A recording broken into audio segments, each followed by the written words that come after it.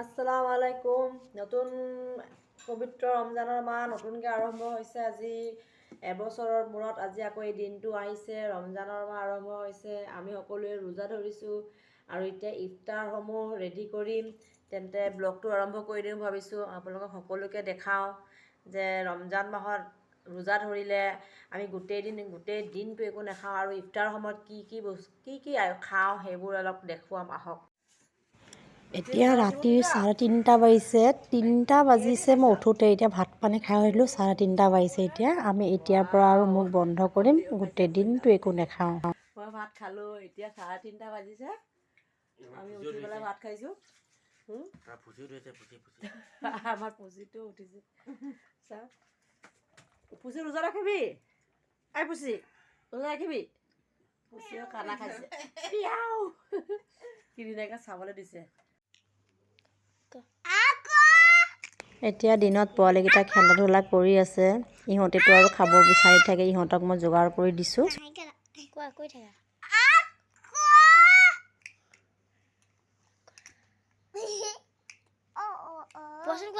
মই দেখিয়ে পোৱা নাই।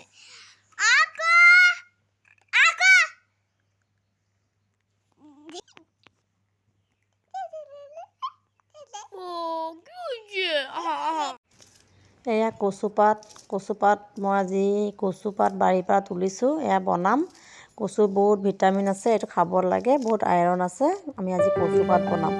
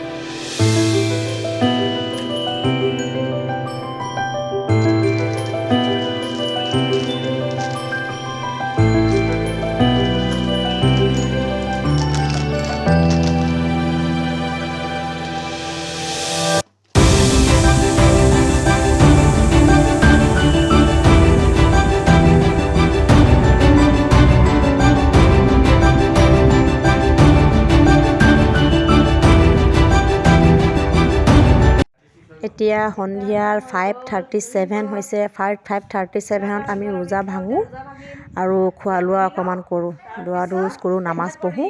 তেন্তে চাওক আহি।